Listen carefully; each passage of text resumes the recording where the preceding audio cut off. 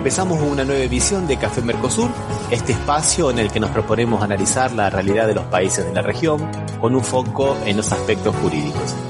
Hacemos este programa desde Rosario, Argentina, quien les habla, Osvaldo Di Princio, y de San Pablo, Brasil, Ramiro Cayano Blanco. Estamos en otro encuentro de Café Mercosur, ahora con Batuque en la cocina. Vamos a hacer una jornada larga con estos dos programas, así que te damos la bienvenida, Marcela Camerano. ¿Cómo estás, Marche? ¿Qué contás de lindo? Hola a todos y todas. Hola, Ramiro, muchas gracias por incorporar al hermanito menor de Café Mercosur, que es Batuque en la cocina. Hoy vamos a hacer los dos programas en uno y con compañerazos hoy de la patria grande y de Argentina, sobre todo, que son Adriana y Gustavo, ¿no es cierto, Rami? Les damos una bienvenida a los compañeros Gustavo Cano y Adriana Cerdín. ¿Cómo les va? ¿Cómo están? ¿Qué tal? ¿Cómo están? Marcela, Ramiro, ¿cómo están ustedes? Bien, ¿qué tal, Gustavo? Estás en Tecnópolis, Gustavo, ¿no? Sí, bienvenido a toda América Latina, no solo a Brasil, a toda América Latina, acá Tecnópolis, a mis espaldas. Estamos en Tecnópolis, una jornada de mucho calor en Buenos Aires. Placer. Gracias, Ramiro, Marcela, por invitarnos a participar de este Café Mercosur y de Batuque. La verdad que primera vez para mí, una alegría. No, la alegría es toda nuestra de tenerlos. Hoy vamos a hablar un tema que son los desafíos de los medios contrahegemónicos de comunicación, y eso es una cuestión muy, pero muy interesante, no solamente así a nivel Argentina y Latinoamérica, sino también un poco en el mundo. Ustedes están con una cooperativa y están con un programa también, ¿no, Gustavo y Adriana?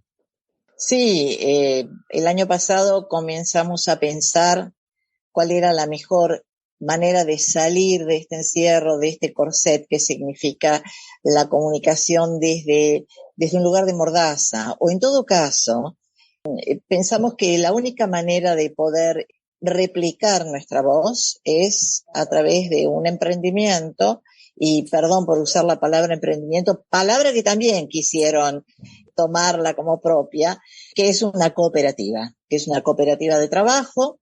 Así que bueno, la constituimos ya el año pasado y la presentamos en el mes de julio, en pleno invierno latinoamericano, o por lo menos en nuestra región. Toma el nombre del sitio de memoria El Faro en Mar del Plata, donde, funcionó un centro clandestino de detención, tortura y muerte. Entonces, tomamos esa decisión que simbólica y emblemáticamente se llamara El Faro. Menos mal que no está Osvaldo, ¿no? Si no, nos podríamos hablar con Osvaldo de nuestras experiencias editoriales allá en las épocas de la universidad, donde teníamos una revista que se llamaba justamente Faro. Te digo, sí, Ramiro, les cuento. Nace el Faro porque nace en el Faro de la Memoria, en Mar del Plata, esta idea. Veníamos trabajando, como decía Adriana, veníamos trabajando en conjunto desde hace muchos años con un montón de compañeros y compañeras haciendo esto que es, bueno, así nos conocimos con vos, con Marcela, construyendo comunicación popular, construyendo una comunicación alternativa a los medios hegemónicos, y una noche estando en Mar del Plata con Adriana y con otros compañeros, con Julio Santamaría y demás, comiendo algo después de una actividad que fuimos al Faro de la Memoria, dijimos, ¿y qué nombre le pondríamos a esta cooperativa que se nos ocurre armar? Y dijimos, bueno, Faro, ¿no? El Faro, como un símbolo de resistencia por el Faro de la Memoria de Mar del Plata en sí, y también porque somos militantes de derechos humanos, además de ser militantes sindicales, militantes políticos y militantes de esta comunicación, somos militantes de derechos humanos. Adriana es integrante de familiares detenidos y desaparecidos por razones políticas, y tenemos una raíz identitaria muy grande que tiene que ver con los derechos humanos. Todo está cargado en la memoria, refugio de la vida y de la historia. La memoria ensaya a vencer a los pueblos que la aplastan y que no la dejan ser. Libre como el viento, libre como el viento. Y entendemos que hay una necesidad, que es la de construir medios contrahegemónicos, que vengan a disputar con esos medios hegemónicos que construyen muchas veces un relato, una posverdad que no es, que nada tiene que ver con la verdad, ¿no? Hoy en Argentina, si miramos estadísticas, gran parte de la sociedad cree que la deuda externa de Argentina es producto del gobierno de Alberto Fernández, cuando en realidad la deuda la contrajo el gobierno de la Alianza Cambiemos y la contrajo el Mauricio Macri y todo ese sector de la política argentina. Y sin embargo, a través de los medios han logrado, ¿no?, establecer esa falsa idea de que el problema de la deuda externa es un problema del gobierno de Alberto Fernández. Para muestra alcanza un botón. Bueno, acá está el botón para demostrar por qué es tan necesaria la construcción de medios contrahegemónicos, porque además lo vemos en toda Latinoamérica, ¿no? Y en todo el mundo. En Hungría pasa lo mismo, en Europa pasa lo mismo. En Latinoamérica arrancamos por la Red Globo, por Televisa, la cadena Caracol, y TN y Canal 3 en la Argentina, tienen un modus operandi o una forma de actuar que se replica en toda la región. Y son parte del lawfare y de estas estructuras y de estos proyectos de derecha. Los que integran el campo nacional y popular, los que soñamos con la patria grande, los que soñamos con otro tipo de país y de región y de mundo, necesitamos también tener medios que sean orgánicos al proyecto. Yo quería recordarles, como para ir empezando a discutir ese tema, acá vamos a ver una foto, ¿se acuerdan? Se han cumplido 20 años de esta famosa foto, en la cual Colin Powell nos quiso convencer a todo el mundo que ese tubito, con ese polvito que tenía ahí, era armas químicas de Irak. Y con eso se inició la invasión a Irak hace 20 años, ¿no? Que dejó un país absolutamente destrozado. Y eso es un poco lo que estabas comentando, ¿no, Gustavo? Esa mentira que se repite, y hasta hoy no hubo ninguna desmentida oficial del gobierno americano, pasaron 20 años, ¿no? Es que me parece que no hace falta que desmientan nada, por cuanto ficcionan la realidad, y esa ficción se termina naturalizando. Y el público en general, la gente en general, termina comprando esta ficción como lo cierto. Y cuando hablamos de posverdad, que antes mencionó Gustavo, no estamos hablando ni más ni menos que de mentira, ¿no? Esa fue una forma elegante de decir, bueno, todo lo que les estoy diciendo pertenece a la posverdad, que en realidad es una reverenda mentira. Miren, un ejemplo muy cercano en el tiempo, que es la pandemia del COVID, ¿no? Uh-huh. Cuando comenzaron a ficcionar fantasiosamente que las vacunas eran veneno, por lo menos aquí, aquí y en todos lados. Esto fue absolutamente planetario, gente que se negaba a vacunar porque la iban a inocular de veneno, etcétera, etcétera. Bueno, eso también se lo tenemos que agradecer a los medios hegemónicos. Claro, hasta que no salimos desde nuestros espacios, y voy a decir populares, no me gusta hablar de alternativos, ¿no? De espacios y medios de comunicación populares, aclarar esto, ¿no? Aclarar qué es ficción, qué es realidad, qué es verdad y qué es mentira. Y aprovecho entonces ahora para tomar lo que estás diciendo, Adriana, y acá hemos puesto una imagen de un mismo periódico alemán, de Spiegel, porque es muy bien lo que estás diciendo de que la posverdad, esto es una mentira. Pero yo también quiero pensar que la forma en que se cuenta una verdad también puede tener mucho de mentira. Y en eso quería destacar dos cosas. Una es esta, de este periódico alemán, donde la forma de desacreditar de adjetivar, acredita o desacredita a la fuente. Estamos en una noticia del 2016, estamos hablando del periodista Seymour Hersh, un periodista muy pero muy reconocido en el mundo entero, el que consiguió destapar muchas cosas que ocurrieron en la guerra de Vietnam, el que consiguió destapar lo que ocurrió en Abu Ghraib, ¿no? En la invasión con todas las violaciones de los derechos humanos que estaban realizando el ejército norteamericano. Y en aquel momento, en el 2016, fíjense, el mismo periódico hablaba de Seymour Hersh, nacido en Chicago, el legendario periodista. Y después lo destacaba como el decano del periodismo de investigación. Ahora, en el 2023, este hombre, que dice que tiene, según sus fuentes, Estados Unidos habría explotado, ¿no? Los dos gasoductos, el Nord Stream 1 y el Nord Stream 2. Ahora pasa a ser en 2023, 7 añitos nomás, el controvertido periodista, una publicación en un blog mal documentado y ya es propaganda rusa. O sea, fíjense cómo la misma persona que tenía todo ese abolengo, ese oropel, todo ese prestigio, ahora pasa a ser, digamos, un propagandista ruso. Y eso también me parece que también forma parte de la posverdad. ¿Qué les parece? Sí.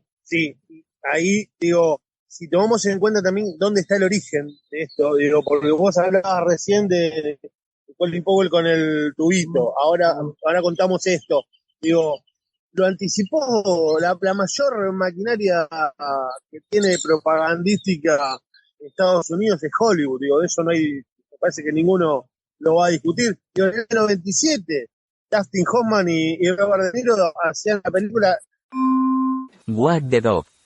En Argentina se llamó Mentiras que matan. En España, Cortina de humo, y en los demás países latinoamericanos, Escándalo en la Casa Blanca. Lo que contaba la película, ¿sí?, era que el presidente de Estados Unidos sufría una denuncia de abuso de una menor. Y para distraer la atención, ¿qué hacían los medios? Inventaban una falsa guerra con un país remoto, que en realidad no existía la guerra, sí, pero los medios te mostraban la guerra para distraer la atención de lo que realmente importaba.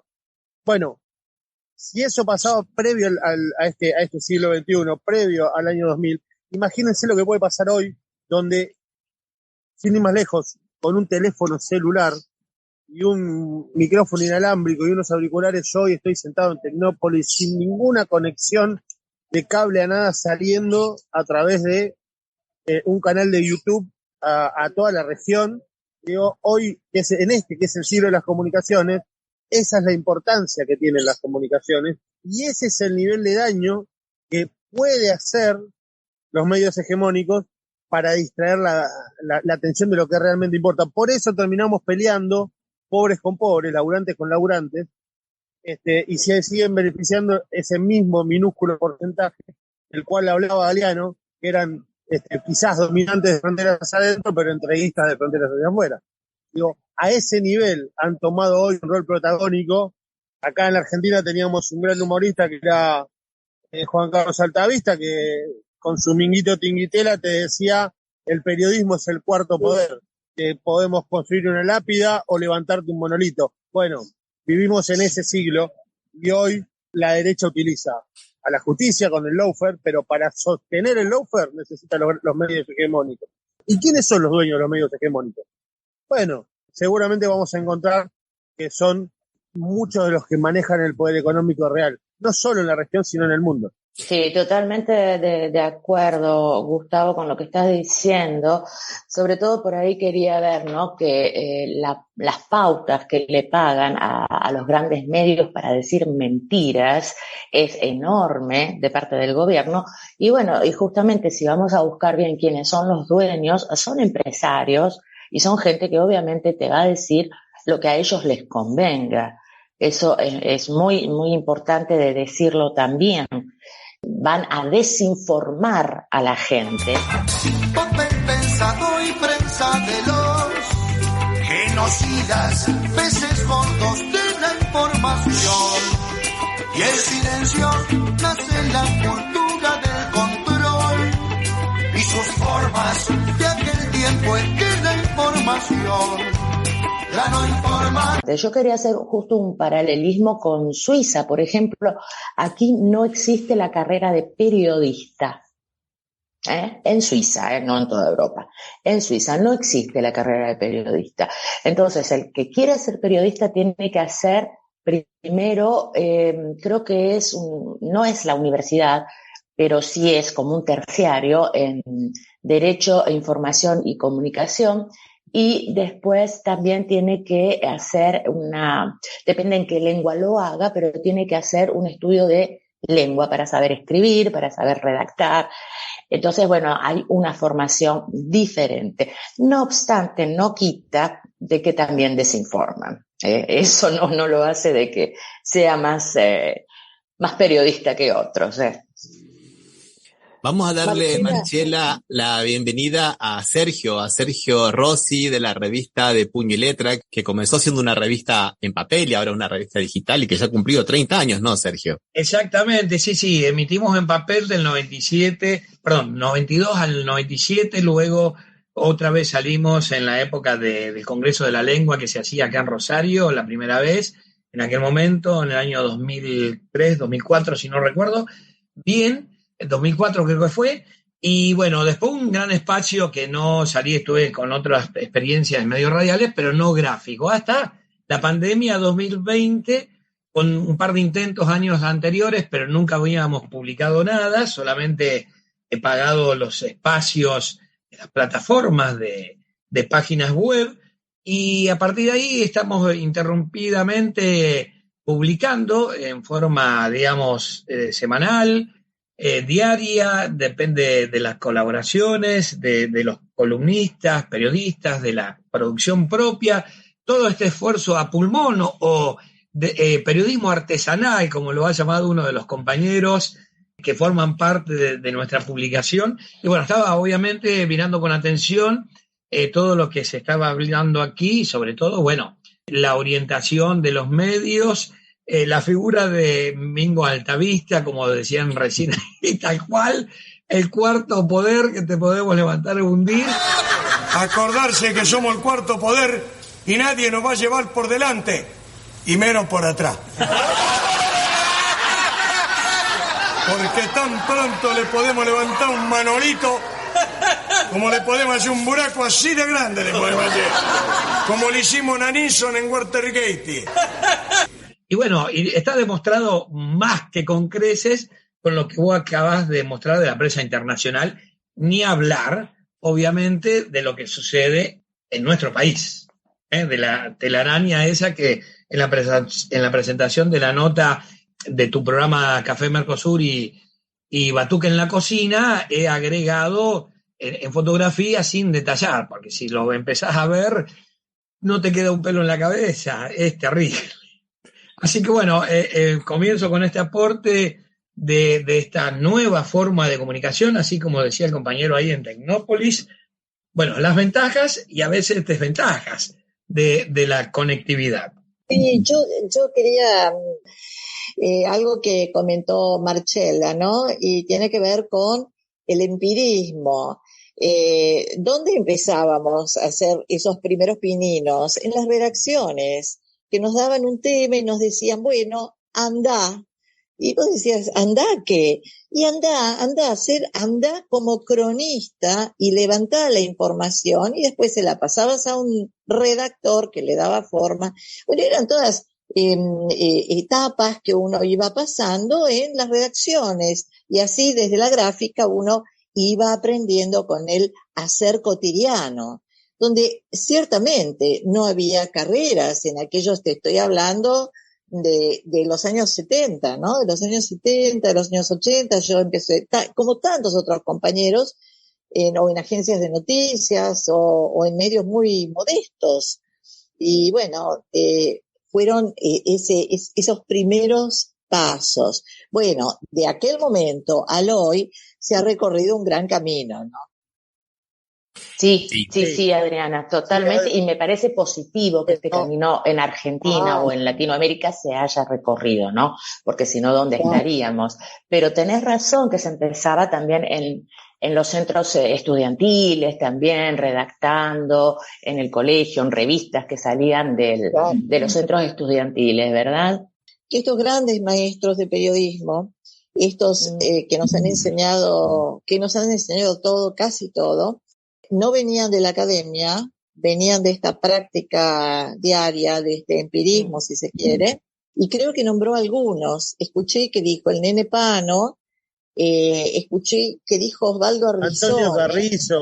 Antonio Carrizo.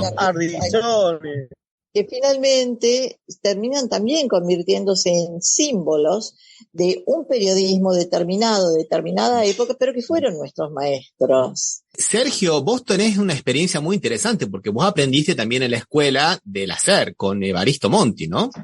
Así es, sí. Yo empecé el medio gráfico casi a la par, en el año 92, como una experiencia prolongada de lo que era la agrupación política universitaria en la Facultad de Derecho y con las juventudes de barriales, dentro del Movimiento Nacional Justicialista. Compartíamos esta expresión que se llamaba igual, que era yo el director. Pero después me incorporé ya al periodismo radial en la frecuencia modulada, en LT3, compartiendo experiencia con estudiantes de Ciencia Política y Comunicación Social, Relaciones Internacionales, 2 compañeros más que hacíamos luego en frecuencia modulada 3, de LT3, Radio Serialista de Rosario, Tiempos Difíciles, y después me incorporé también a una radio que hoy es el nombre Gran Rosario, pero en aquel momento era FM Primavera. Y a partir de ahí hubo un compañero, Daniel Lenini, me presentó en la producción del programa de Evaristo Monti cuando él accedió al Consejo Municipal de Rosario, y empecé a ser cronista en el Consejo Municipal de la ciudad, saliendo todos los días con la actividad legislativa, cosa que no se hacía, solamente se cubría el día de sesión. Y yo empecé a darle, juntamente con el programa a la tarde, ahí en esta AM LT3, una de las de mayor audiencia de aquel momento, toda esta experiencia con un grande cuestionado, obviamente, pero que a mí me dejó trabajar con entera libertad, ni siquiera cuando salíamos por la agrupación de prensa de las facultades, me decían, ojo con lo que decís, porque si no en la próxima no salís. Y era yo el invitado a ser entrevistado. Y estábamos en democracia, era el año 84, 85, 86. Y fíjate vos la propuesta que tenía de los medios, Radio 2, el NT8, me parece que fue el programa de aquel momento. Y me decían, ojo con lo que decís, porque en la próxima no salís. Y era un invitado, era un entrevistado. Así que los medios siempre con, obviamente, censuras o parámetros de decir, ojo, esto no, allá tampoco tenés que tocar, acá tampoco. Y es así, como expresaba una de las compañeras, se hace también el periodismo, en la investigación, que nosotros creo que estamos en eso también, trabajando en la calle, con la gente. Más allá, obviamente, de lo académico y el perfeccionamiento que hoy por hoy no puede ingresar ya el estudiante secundario, un semianalfabeto.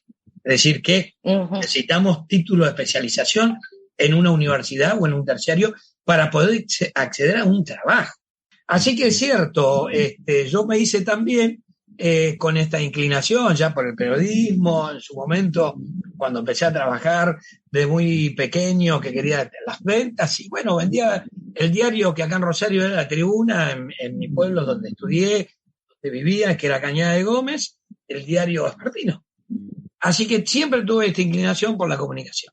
Vamos a hacer una pequeña pausa musical, gente. Les propongo que vayamos a escuchar un tema de una banda portuguesa, llámase Chutos y Pontapés, que nos sugiere nuestro amigo Cristian Sales, y después continuamos hablando de los medios hegemónicos y de los medios contrahegemónicos. Bueno, vamos.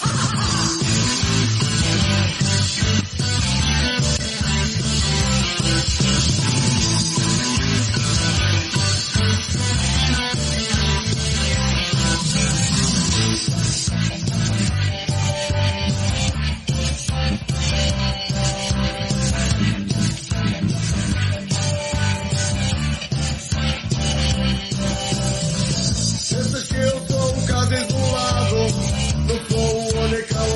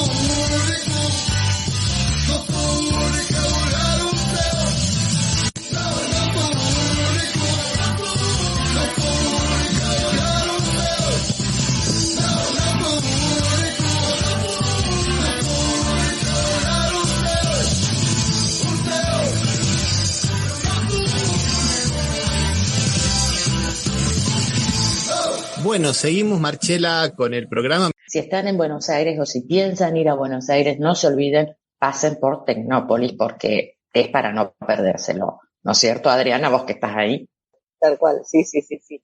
Pensar que Tecnópolis nació a través de una prohibición del gobierno del PRO cuando se iba a hacer una muestra tecnológica mira, no recuerdo si era en la 9 de julio o en Avenida Figueroa Alcorta o Libertador, era una avenida importante. Y bueno, el gobierno cambiemita simplemente no autorizó. Entonces, durante el gobierno de Cristina fue esto, dijeron, bueno, si ustedes no quieren, nosotros vamos a buscar otro espacio. Y encontraron lo que fue el regimiento de la General, yo le digo el regimiento de la General Paz, pero bueno, no sabría el número ahora exactamente, y lo convirtieron en esto, lo convirtieron en el centro de exposición más grande e importante de tecnología, de medios, de divertimento, de artes. Realmente, mira lo que un no puede provocar, ¿no? Y eso qué interesante, porque eso también es comunicación. Y eso es comunicación de la profunda, porque quien va a Tecnópolis y tiene una experiencia así, no se olvida. Son cosas muy importantes esas. Claro, y fíjense, si llegado el gobierno de Macri, perdón que lo esté nombrando tanto, pero bueno, es casi inevitable, intentaron destruir todo lo que había, y lo destruyeron de hecho, ¿no? Sí. Y quedó en ese imaginario, quedó en esa historia colectiva, en esa historia simbólica, y bueno, no pudieron, volvió a reinaugurarse y con mucha más fuerza. Pero fíjate, Adriana, que lo que estás diciendo, mismo lo que decía Ramiro recién, que es cultura, y obviamente que los gobiernos neoliberales pasan por ahí, ¿no? Por cortar cabeza en la cultura, cuando un pueblo no sabe, lo aplastan. Entonces, todo eso también tiene que ver con la comunicación, con el avance, con el empoderamiento, con todo eso de lo que estamos hablando hoy, ¿no es cierto? Sí, absolutamente, ¿no? Absolutamente. Y afortunadamente, esta comunicación que fue y sigue siendo Tecnópolis, dejó una generación de Juanas, por Azurduy, y una generación de pibes que les ponen nombres bien autóctonos, bien nuestros, esto es realmente haber ganado, no voy a decir la batalla, porque eso es otro tema que tenemos que discutir, sino haber ganado una pequeña pulseada. Sí. Un eslabón de la cadena de la cultura, ¿verdad? Así es. Bueno, yo quería volver un poco, Adriana, a lo que vos estabas comentando acerca de la fake news, porque está muy bien, ¿no? Que la fake news es una mentira, pero muchas veces una fake news es una verdad mal contada. Cuando tiene una cuestión, digamos, tendenciosa. A veces porque se dice y a veces porque no se dice. Yo estoy poniendo ahí una imagen de lo que es en este momento la ayuda que llega por aviones a Siria y la ayuda que llega a Turquía. Estamos pasando por un problema de un terremoto que es de una gravedad increíble, ¿no? Una catástrofe que tiene a todo el planeta de alguna forma en vilo, ¿no? Por lo que ocurre, por lo que deja de ocurrir. Pero bueno, yo veo acá, por ejemplo, no vamos a decir el nombre porque son todas iguales, ¿no? Tienen lo que se llama agenda setting. Uno dice una cosa y todos los medios de comunicación internacionales lo repiten. Lo mismo, de la misma manera y con la misma tendencia. Acá es impresionante las galimatías que hacía la red principal acá, de comunicación, que es lo mismo que ocurre con el Grupo Clarín en Argentina, con el Grupo Mercurio, con Televisa y con todas las otras, para no decir que Siria no recibe ayuda humanitaria por las sanciones norteamericanas. es por la guerra civil, es por conflictos internos, es porque la ONU deja nada más que una entrada por tierra. O sea, pero si todo el mundo está recibiendo por aviones, miren acá en el mapa tenemos la cantidad de aviones que están llegando con ayuda humanitaria a Turquía, que la necesita y que la merece. Cuidado, acá no es una cuestión de uno sí y otro no. Pero casi ninguno a Siria. Y los únicos que le han dado a Siria, los únicos países que se han animado a hacerle frente a las sanciones, fíjense, son Irán, Rusia y Qatar.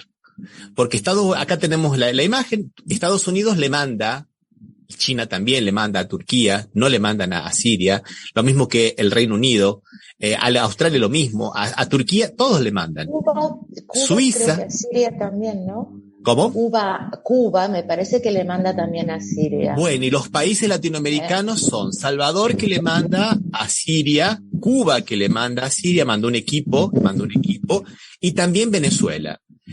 Claro. Estos medios de comunicación no hablaban absolutamente nada de estas ayudas de latinoamericanas y hacían lo posible para no decir que era por las sanciones impuestas. Y el mundo entero está pidiendo que levanten las sanciones. China pidió que levantaran las sanciones contra Siria.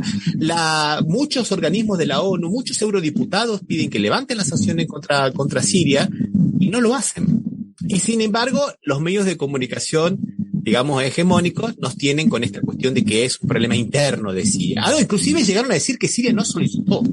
Miren qué absurdo, ¿no? Eso también me parece que es una fake news, ¿no? No es una mentira, pero es una verdad tan mal contada que acaba siendo una mentira, ¿no? Pero es que están tapando la verdad, entonces pasa a ser una mentira, porque es verdad, hoy se hicieron manifestaciones aquí aquí en Ginebra, para que levanten las sanciones a Siria. Fíjate lo paradójico que los países que están bloqueados con sanciones también son los que están ayudando. Eso es muy paradójico también. Terminemos con estos bloqueos, porque todo el mundo está pidiendo que se desbloqueen todos los bloqueos. Y es una fake news lo que están diciendo también. Yo no sé cómo se ve esto desde Rosario, Sergio. ¿Cómo se ve el terremoto, las ayudas? ¿Qué es lo que llega? Y lo que se presenció, bueno, el primer día, que fue el de las grandes imágenes, los edificios desplomándose y toda esa cuestión. Lo que pasa que obviamente tan lejano el lugar, que la problemática aquí también con las cuestiones de inseguridad, violencia, la política chica, provincial, las cuestiones nacionales, por ahí los medios creo que lo tomaron en el primer día y no profundizaron en el tiempo el desarrollo de todo esto que ustedes estaban mencionando recién. Por lo menos es lo que observo en el resto de los portales y páginas, ¿no? Sí, yo quería comentar algo respecto a las fake news o noticias falsas. Me gusta más decir noticias falsas. Sí, a mí también. Sí. Noticias falsas, yo te diría más, Adriana, noticias falsas y falseadas. Sí, podríamos usar esos dos términos. ¿Sí? Cuando una verdad no es dicha en su totalidad, resulta una mentira, ¿no? Podremos hablar de este caso. Y respecto a lo que dice el compañero de Rosario, bueno, nosotros lo vemos todo el tiempo. Fue un hecho de inmensa repercusión, una tragedia que con el correr de los días se va diluyendo, y además esta historia de está tan lejos, ¿no? Es lo mismo que la guerra Ucrania-Rusia. Está tan lejos, y algunas voces todavía siguen repitiendo. Me van a decir que lo que está pasando en ese lugar del mundo, entre Ucrania y Rusia, tiene relación directa a lo que nos está pasando a nosotros, a las cuestiones económicas, Sí, señores, sí, absolutamente. Esto es una red planetaria, absolutamente, es un tejido, y todos estamos entramados en ese tejido, ¿no? No, absolutamente de acuerdo. Despertemos Volvemos al cuarto poder, viles medios persiguiendo un fin desgarrador. Confundirnos, separarnos, dividirnos, desinformarnos, construyendo así nuestra razón. Sin sentido propio, vayas donde vayas, siempre habrá un clarísimo mensaje del monopolio informativo. Ya estamos dando una primicia, Sergio. Estoy escribiendo un artículo acerca de justamente esta idea de la moneda de intercambio comercial que van a establecer entre Argentina y Brasil, la moneda única, que no es la primera vez. Y, que se intenta, claro, sí, claro, que se intentó varias veces. Y yo veo que tanto de izquierda como de derecha, acá en Brasil por lo menos, cómo han petardeado esta idea, y la mayoría de las veces con argumentos absolutamente falaces, ¿no? Porque, por ejemplo, uno de los argumentos es que la moneda argentina no es estable, pero el comercio argentino sí es estable. Entonces, no tiene nada que ver una moneda de pago, porque no va a ser una moneda que va a circular en Argentina, va a ser una moneda de intercambio comercial. En Argentina se seguirá usando el peso, en Brasil se seguirá usando el real. O sea que ahí ya vemos la primera, digamos, la primera falsedad de la historia, ¿no? Primero esa. Y la segunda es que es una experiencia única que a la Unión Europea le llevó 35 años. Y justamente estoy terminando un artículo para publicar en la revista digital que dirige Sergio, de los otros 5 intentos de hacer lo mismo en el mundo actual. Hay 5 intentos que se están haciendo de tener también una moneda de intercambio internacional que sea alternativa al dólar. Pero esas cosas parece que no aparecen. Un ocultamiento también es una forma. Cada vez que nosotros mostramos algo, dejamos de mostrar algo. Y eso también es tendencioso, ¿no? Y también es pernicioso, ¿no? Además, a nosotros nos beneficiaría, pero muchísimo, por esta psicosis, obviamente, del billete verde, que no ocurre en ningún lugar del mundo, y que lo tenemos acá enquistado, pero es prácticamente, viene con la célula de la vida, con la primera. Es increíble, es increíble. Así que tanto que necesitamos. Es algo que tiene que salir sí o sí. Ojalá los gobiernos, Lula, el próximo gobierno de nuestro país, pueda llegar adelante y que se dé, porque además de unificar, que la experiencia en Europa está, y que España, que se incorporó muy al final y demás, pero es importantísimo porque justamente es el gran sueño de la patria grande, de integración cultural, de integración política e integración económica, más allá de lo que planteó en su momento Perón con el ABC y nuestros pueblos limítrofes, pero extenderlo a toda Latinoamérica. Así que esto es algo que tiene que salir. Tiene que salir porque, más allá de que los socios mayoritarios, Brasil y Argentina, como ocurre con el Mercosur, pero bueno, ahí está la habilidad política de todos y económica de llevarlo adelante. Claro, y claro. No es tan fácil, ¿no? Porque como lo vemos, es mucho más fácil hacer entre 2 países que entre cómo pasa aquí con la Comunidad Europea. Al inicio muchos países quedaron afuera porque no podían ingresar con ciertas cosas, aumentar sus costos de alimentos o de cosas o de electricidad y todo eso, no podían incorporar a la Unión Europea. Y algunos después, cuando entraron, hasta los desfavoreció, como en el caso de Grecia, ¿no? Entonces, por eso, intentar que toda la patria grande tenga la misma moneda, por ahí es un poco pretencioso, digamos, pero sí entre 2 o 3 países hacer pequeños grupos, y después por ahí hasta se podría llegar a hacer grupos de trabajo, ¿verdad? Entre esos como había antiguamente el Mercosur, ¿verdad? Eso tendría que volver a funcionar. Sí, Rami, decime. Está muy bien lo que estás diciendo, está perfecto. Lo que pasa es que el proyecto que se plantea ahora, y ahí radica justamente esto de falsear, es un proyecto mucho, pero mucho menos ambicioso. No es tener una moneda única, es tener una moneda de intercambio. O sea, una moneda para que, por ejemplo, cada vez que Argentina tenga que pagarle alguna cosa a Brasil, no se lo pague en dólares, se lo pague en alguna otra moneda que tenga algún tipo de respaldo o en commodities o en alguna otra cosa. Pero claro, no, lo que vos decís, Marchela, es el objetivo de Máxima, ¿no? Ojalá se pudiera eso.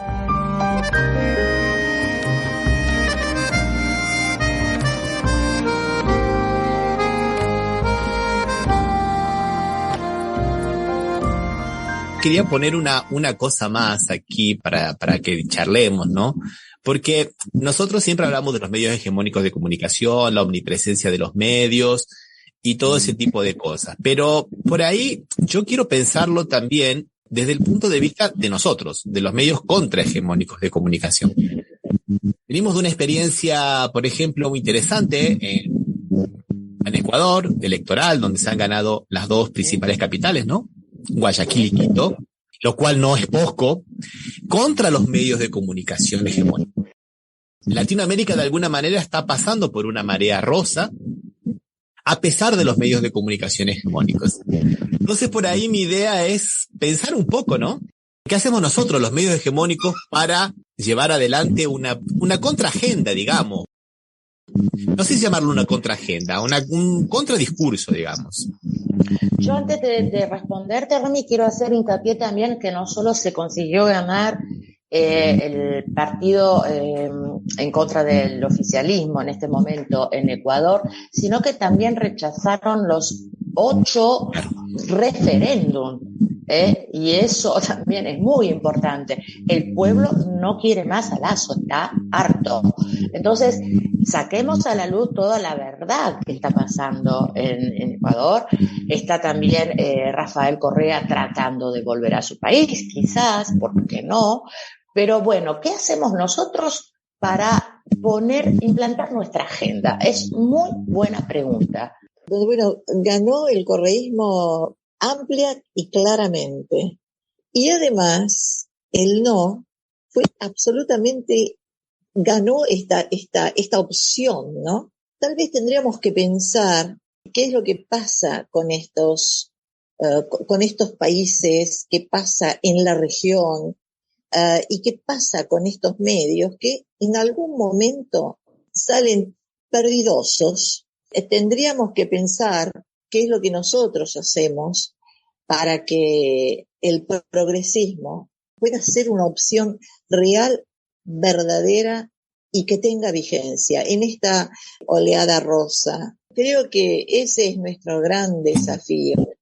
Miren, respecto de los medios contrahegemónicos, de los medios populares, de la comunicación popular, nosotros digo, la Argentina, que tenemos un poco más de 2.700.000 kilómetros cuadrados, es una inmensidad, el territorio nacional, y estoy pensando en Venezuela, que tiene un poquito más de 900.000 kilómetros cuadrados, y fíjense qué dato interesante. Cuando asume Hugo Chávez la presidencia, inmediatamente aparecen ni más ni menos que 800 medios, y acá sí voy a poner alternativos, de comunicación popular, que se siguen sosteniendo en Venezuela, el eje del mal, que se siguen sosteniendo y siguen creciendo. Y fíjense, en la Argentina, el mayor medio hegemónico, el gran multimedio, ¿cuántas bocas de expendio, lo voy a decir así, tiene en todo el país? Digamos, es un trabajo de intensidad, de profundidad, y yo creo y estoy convencida que cuantos más medios contrahegemónicos, pequeños, mínimos, minúsculos, grandes, enormes, bueno, nunca van a ser enormes, aparezcan, o sí, no lo sé, bueno, más nos van a favorecer en este devenir. Sí, concuerdo totalmente contigo. Lo que pasa es que también hay mucho dinero. Yo estaba ayer, por ejemplo, estaba mirando esos videitos que ponen ahora en el Facebook, y los empecé a contar. cada 7 que ponía, que uno los va pasando rápidamente, que son muy cortitos, duran menos de 2 minutos, y hay gente haciendo esquí, hay gente, bueno, me daba muchos de violencia, muchos de hechos de violencia, y cada 7 me pasaban uno de Milei. O sea, era, digamos, una secuencia, o sea, que están colocando mucho dinero además, ¿no? Además, digamos que, con esto quiero decir que nuestra tarea de hormiga tiene que ser cada vez más presente, porque por otro lado ellos están colocando mucho dinero, ¿no? O sea, yo me puse a contarlos, ¿no? Y cada 7 me aparecía uno de Milei. Milei destruye a una periodista de izquierda, Milei destruye, me parece un poco preocupante todo eso, porque estamos viendo el caso de Argentina, pero no queda solo en Argentina esto. No, seguro. Y cómo se distribuye la pauta y quiénes financian a estos bandoleros, porque finalmente Milei no es más que un bandolero, estos tantos, ¿no? ¿Cuáles son las grandes empresas y o empresarios y o individuos que bancan con mucha plata estos videitos que se van reproducir? Es cierto lo que decís, yo no los conté, pero es verdad, aparecen algunos que los ve y no puede creer lo que está viendo, pero bueno, esto cala profunda y hondamente en algunos, ¿no? Y eso también tiene que ver con los pibes, los jóvenes que compran este discurso, que se sienten fascinados por este rupturista, por esto que yo ni siquiera podría definirlo, que es espantoso. Y esto nos podría llevar a un país absolutamente espantoso. Y tenemos que tener mucho cuidado en contrarrestar, como podamos, con este trabajo de hormiga, con este trabajo artesanal, como dijo el compañero de Rosario, Sergio. Bueno, es esa una tarea enorme. Tenemos que organizar algo pacíficamente, pidiendo, rogando seguridad a los argentinos con nuestras vidas. Nos están matando a todos, todos los días. Creo que el pueblo no podemos seguir siendo tan mansos, no podemos decir otro más, y otro más, y otro más. ¡Qué horror, qué barbaridad! Y no hacer nada. Porque yo creo que si no lo hace el gobierno, y no lo hace, lo tenemos que hacer nosotros. Nos encontramos en un país sumidos en una profunda violencia, donde la violencia está instalada en la calle en todo momento, donde te cuesta dejar salir a tus hijos a la calle porque no sabes si vuelven. Un tipo que mata tiene que morir. Menores, bueno, basta con los menores, basta. Acá tienen que venir leyes más fuertes y el que mata tiene que morir. Sos de los que quieren que los chicos estén pidiendo guita y comida en las calles. Cerras las ventanillas de tu autofalo cuando los chicos te piden un mango. Cuidado, Patrick, vuélvese fiel. Cuidado el bolso con cosas de valor. Cuidado, Nancy, pon el brazo adentro. De un manotazo te sacan el reloj. Te diría que el peligro no es solo para Argentina, es para el mundo, porque estamos viendo muchos movimientos también de extrema derecha, acá en Brasil, lógicamente, pero también muchos en Europa, ¿no, Marcela? Sí, hay también muchísimos. Lo que pasa es que aquí la prensa está manipulada por la derecha o por el oficialismo directamente, así, no existe. Hay un solo medio que puede decir que algo diferente, pero el resto no. El resto es todo oficialista. Así que peor todavía. Yo lo que veo, Adriana, mirá, hay muchísimos medios artesanales que trabajan separadamente y que ponen plata de su bolsillo para poder producirse y para poder salir al aire, pero impresionante la cantidad que hay. A mí me parece, desde afuera, que si se unieran y que tratarían de hacer algo no digo entre todos porque hay muchísimos, pero algo más en conjunto, quizás se puede llegar un poco más lejos de los que estamos siempre escuchándonos y de lo que por ahí pensamos todos iguales. Lo que tenemos que tratar es de llegar a aquel que está indeciso, aquel que lo han seducido con el hombre libertario, Spidermano, no sé qué, porque se disfraza, es ridículo, pero bueno, a ellos les gusta, les conviene, porque habla de libertad y se disfraza y pasa por algo gracioso. Entonces, las cabezas infantiles por ahí, como algunos jóvenes y algunos no tan jóvenes, eso los seduce. Entonces, si tratamos de unirnos y de llegar a esa gente, quizás podemos plantear nuestra propia agenda. ¿Cómo lo ven ustedes? No, es cierto, es cierto. Nosotros desde nuestra cooperativa comenzamos a conectarnos con un montón de cooperativas de comunicación. Quedamos sorprendidos por el número que hay en todo el país y, bueno, vamos en camino de organizar un encuentro de cooperativas de comunicación y ver si desde allí puede surgir algo un poco más amplio, más sólido y mancomunado, ¿no? Necesitamos esa unión, por lo menos desde los espacios cooperativos. Ahora, decías respecto de la seducción que algunos personajes ejercen sobre los lo que yo manifiesto, y no tan jóvenes, estos individuos aparecen habiendo pasado ya una generación, ¿no? Una generación o dos, a ver, desde la llegada del kirchnerismo como representación más fiel del peronismo. Y bueno, no tienen memoria de eso. Estos pibes de 16 años que van a votar en el mes en las primarias, no tienen memoria. Entonces, nosotros estamos casi obligados a mantener viva esa memoria. Caigan en trampas, porque las trampas son peligrosas y nos pueden llevar a un camino sin salida. Y no solamente desde la Argentina, en la Argentina. Yo creo que es en toda la patria grande, salvo alguna excepción, que van apareciendo afortunadamente, desde lo planetario. Cuando digo planetario, estoy hablando del planeta Tierra.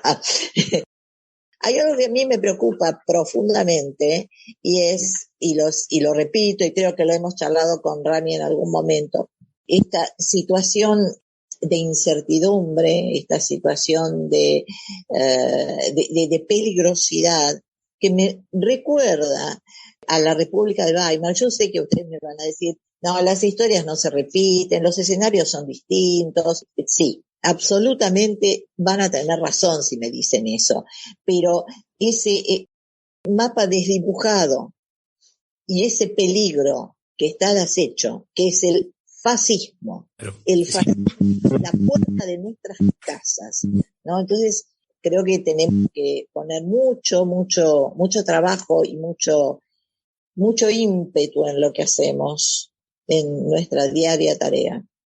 Y otra cosa que quiero marcar es el cambio, obviamente, de cómo llega la información, en la rapidez, inmediatez.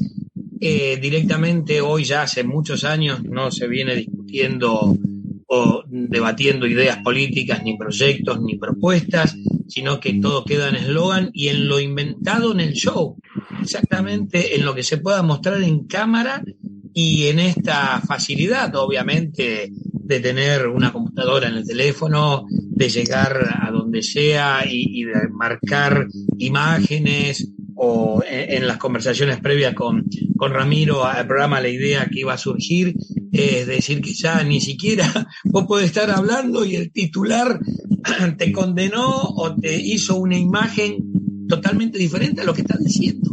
Y eso queda en la memoria visual, inconsciente.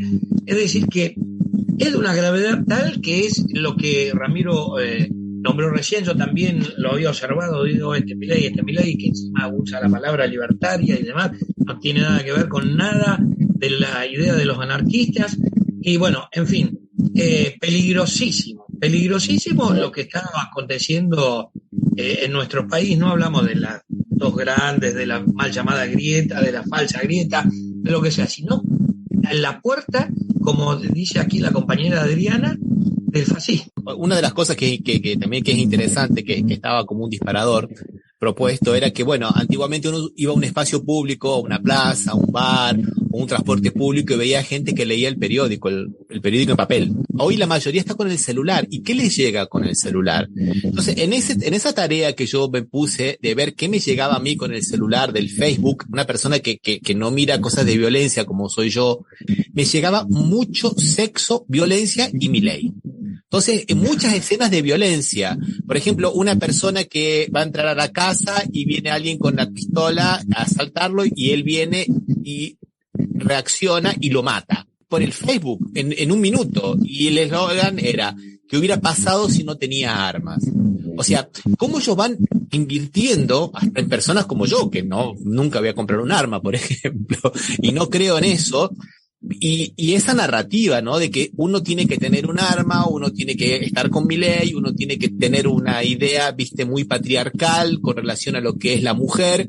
Nosotros conseguimos llegar al público joven que está viendo constantemente eso mientras va desprevenido en el subte en Buenos Aires o en el ómnibus en Rosario.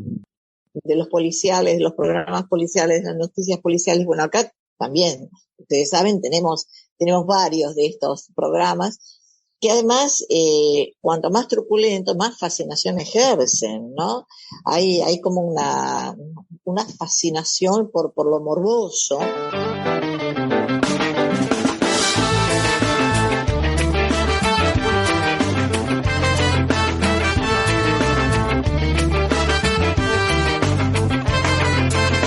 Diciendo más en los medios que mis canciones, me voy dando cuenta de mi error, que no es poco, reflexiono con cierto temor de estar loco en los medios que se olvidaron de ser nobles boicoteando su apellido, desinforman al pueblo, destruyendo nuestra conciencia social.